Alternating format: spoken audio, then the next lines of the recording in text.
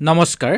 পুহ মাহত এইকেইটা বস্তু কেতিয়াও দান কৰিব নালাগে বা আপোনালোকে ইচ্ছা কৰিও দান কৰিব নালাগে, লগে লগে কোনোবাই খুজিলেও আপোনালোকে দিব নালাগে।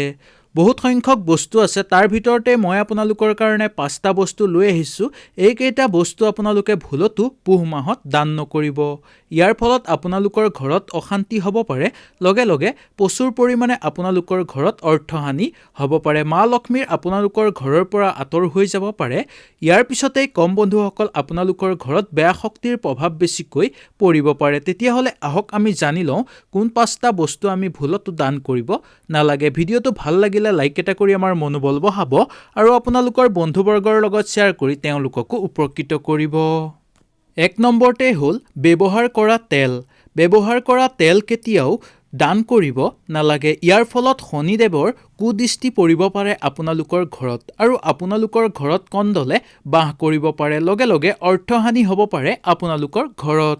2 নম্বৰটো হ'ল ষ্টিলৰ বাচন। পুহ মাহত যদি আপোনালোকে দান কৰে তেনেহ'লে ঘৰত অশান্তি নামি আহিব পাৰে আৰু প্ৰচুৰ পৰিমাণে আপোনালোকৰ ঘৰত অৰ্থহানি হোৱা যোগ দেখিবলৈ পোৱা যায়। এইকাৰণে পুহ মাহত আপোনালোকে কেতিয়াও ষ্টিলৰ বাচন বৰ্তন দান নকৰিব।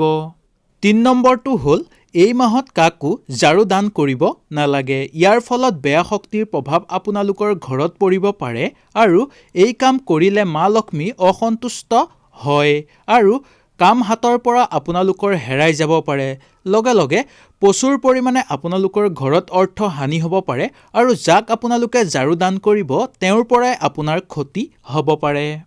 4 নম্বৰটো হ'ল বাহী বস্তু কেতিয়াও দান কৰিব নালাগে এই মাহত। ইয়াৰ ফলত ঘৰৰ পৰিৱেশ অশান্ত হ'ব পাৰে আৰু ইয়াৰ ফলত অৰ্থহানিৰ প্ৰচুৰ প্ৰবল যোগ দেখিবলৈ পোৱা যাব পাৰে। 5 নম্বৰটো হ'ল ধাৰ থকা যিকোনো বস্তু আপোনালোকে দান কৰিব নালাগে এই পুহ মাহত, যেনে দাৰ কটাৰী বা কাঁচি, এনেকুৱা ধৰণৰ বস্তু আপোনালোকে দান কৰিব নালাগে।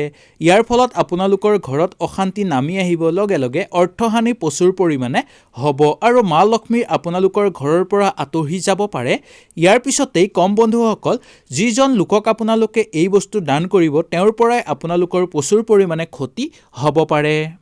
যদি আপোনালোকে পুহ মাহত দান কৰিব বিচাৰে তেনেহ'লে বহুত বস্তু আপোনালোকে দান কৰিব পাৰে, যেনে আপোনালোকে গুড় দান কৰিব পাৰে আৰু কেঁচা চব্জি বা ঘৰুৱা কিছু সামগ্ৰী আপোনালোকে দান কৰিব পাৰে। লগে লগে ঘৰৰ পুৰণা কাপোৰো আপোনালোকে দান কৰিব পাৰে দুখীয়া লোকক, তেওঁলোকেও পিন্ধি অত্যন্ত সুখী অনুভৱ কৰিব।